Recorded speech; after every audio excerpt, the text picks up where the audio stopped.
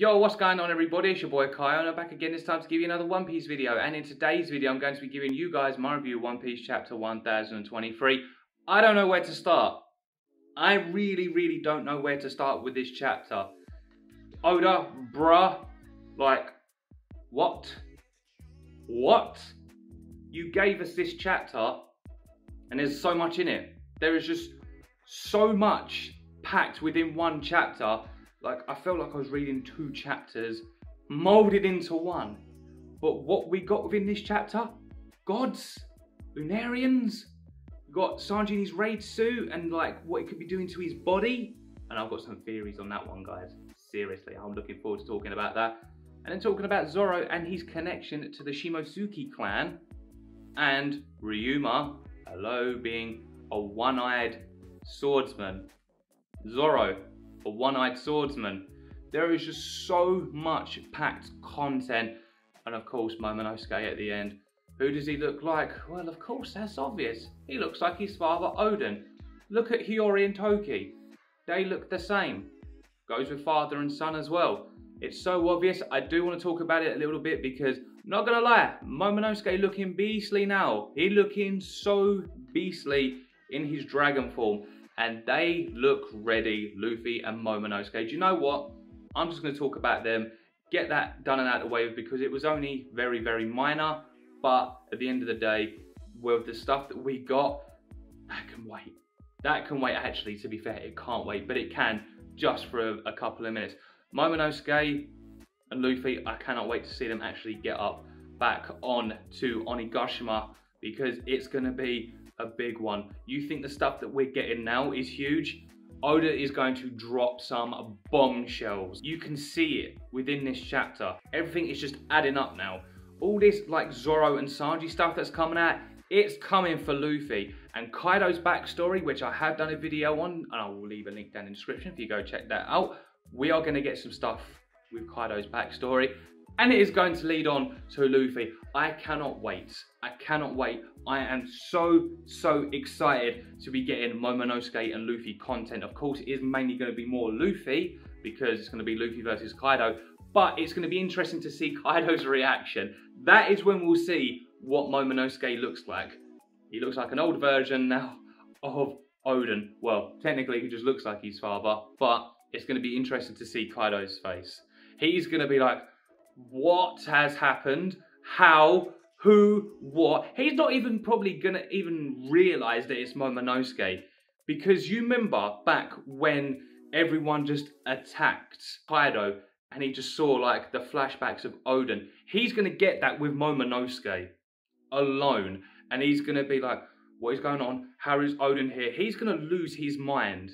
And he's going to think, nah, this is all a flashback. And he's going to like think, no, it's not happening. Every time that man looks at Momonosuke, he's going to see Odin.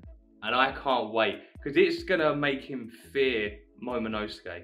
It is going to be fantastic. And Luffy's going to step up being like, let's go. And he's going to drop a certain gear. Not gear 2, not gear 3, not even gear 4.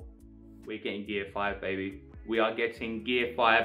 As soon as Luffy goes back up there, he is going to go ham. This is going to be the end. Luffy versus Kaido. Let's go. I cannot wait. Now, let's move that out of the way because we've got that to come like way into the future. When I say way into the future, we've got a lot of stuff to deal with first with Sanji, Zoro, King, Queen, and the gods. And I'm going to talk about the gods first because it does lead into what I want to talk about with Sanji and then eventually lead on to Zoro. So Marco is standing there while this battle is going on and he's got his hand on his chin and he's remembering exactly what Whitebeard said, talking about the gods being at the top.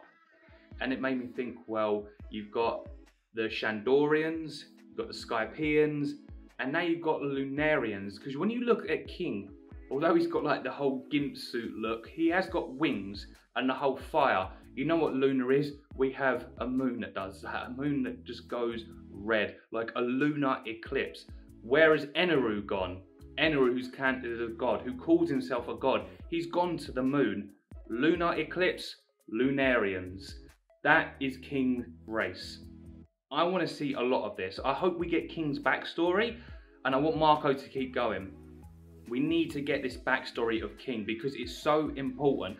I love the way that when stuff is translated into these chapters, the way it's in bold, because you know it's so important when it comes to Lunarians. It's going to be big. And the fact that now Sanji's also being like kind of tied in towards that as well because of the stuff he can do, you know, with his legs, like the Diable Jombe and like the flames that surround him. Because this is the weird thing. Okay, yes, we've got King who can conjure fire and do everything like that. And then you've got Queen talking about Sanji. And he is convinced, and I've got to admit, I'm on Queen's side with this. Like, I think Sanji's body is awakening. Like, you know when you have that failed experiment, well, failed experiment, I think Sanji is going to be the perfect being. And when I say that, I think he's going to always have his emotions intact. I think he's going to be, as he says, a regular human, but he's not. I think he's going to surpass everything that his brothers and Reiju all had when they were modded. Like, they had no emotions, apart from Reiju, who still had some, you know, emotions within her, but of course they had a sick father. But I find it weird how, with Sanji's mother, Sanji comes out as the normal kid. The one who has emotion, who cries, laughs, everything you can think of. He does it all. And then he's doing Diable Jambes. I feel like Sanji's development as a character has kind of gone a bit like in the shadows compared to like Zoro and Luffy. And the reason I say that is because although we've seen glimpses of everything that's gone on from pre-time skip, you know, dating back to Enies Lobby, to then seeing it into Thriller Bar and going up into Whole Cake Island to where we are now. I think Oda's just been clearly showing us a message that, you know, Sanji is not just a regular character. Now, I know when you take into account you've got Luffy and Zoro, when they defeated CP9, do you guys remember on the train when Sanji managed to actually hurt Blueno and he was using Iron Body and Sanji wasn't even doing like any Diable Jambe. He kicked him that hard that his body went like that. I still remember that scene, like when he's holding like the cast and he's just like bending like that, like he's in pain, and he's shocked like, how did he do this? Like, what's going on? And then we get further on when he defeats Jabra, then we go to Whole Cake Island.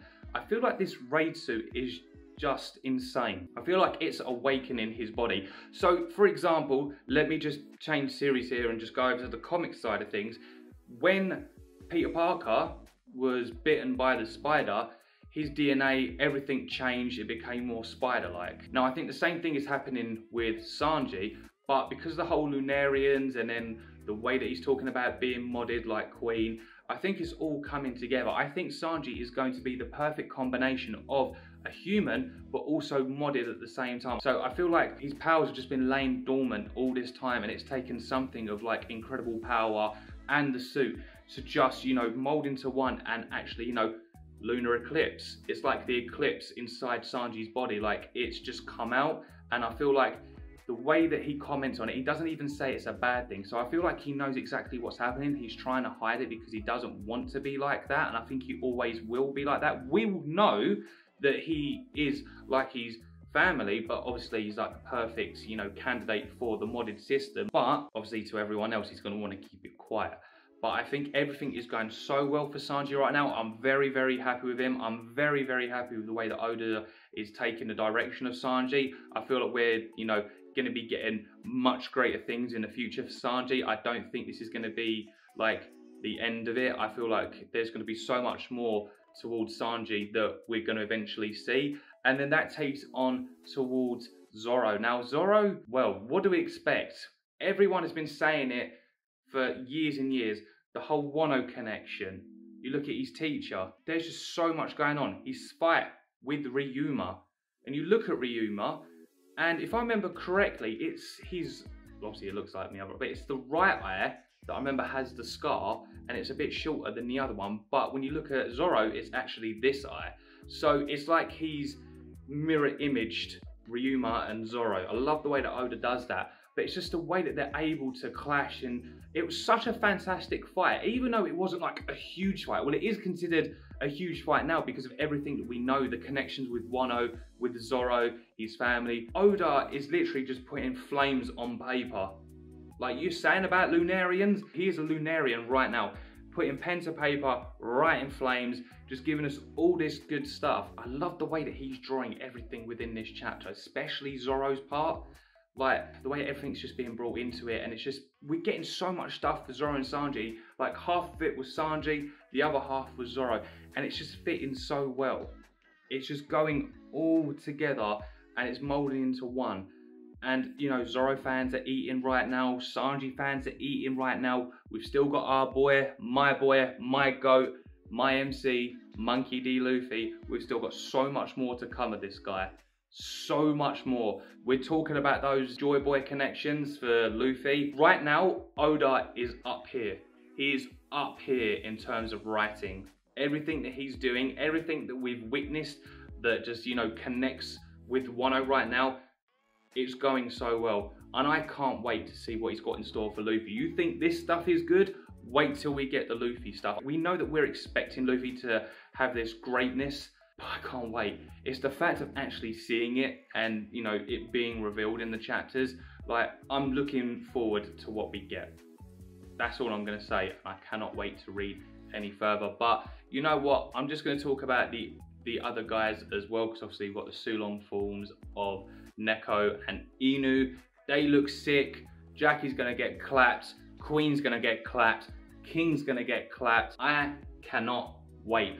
Oda is taking the right direction with this. This is without a doubt the best arc in One Piece. I never thought I'd say these words this close, but the way it's going right now, Wano is sitting at #1 for me. It used to be Impelled Down. Impelled Down is still there because obviously you bring in Marineford as well, but Wano in general has just brought us so much with the backstories, seeing like Roger and everything. It's just absolutely amazing. And then I think that we're going to get more Rocks Pirate stuff, because I did drop my video on Kaido and his backstory.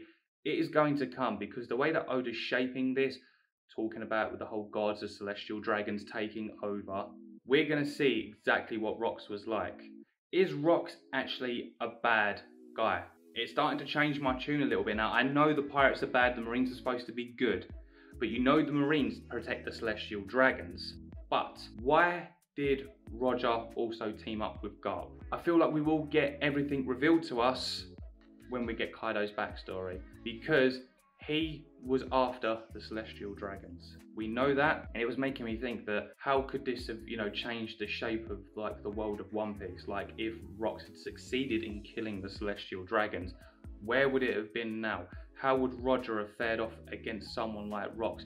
What would have happened if Garp and Roger were defeated? That might actually make an interesting video that I want to do. So if you guys want to see a what if of like if Garp and Roger lost and Rocks won, now knowing what we know, and of course it's not really confirmed it, but it's still something good to talk about, because we didn't get that much stuff on the Rocks Pirates. We know just a dangerous crew that would kill each other, and they were just absolutely like mental. And the God Valley incident, I still want to know what goes on with that, and I feel like it is going to come close. So yeah guys, overall 10 out of 10 chapter. You cannot change my mind with this, and I feel like it's only going to get better. So with that being said guys, I'm going to leave it there. Make sure to smash this video with a thumbs up. Let me know your thoughts down in the comment section below. Make sure to hit the subscribe button, smash the notification bell so you guys never ever miss a post, and I will see you guys for the next video. So until then, see ya.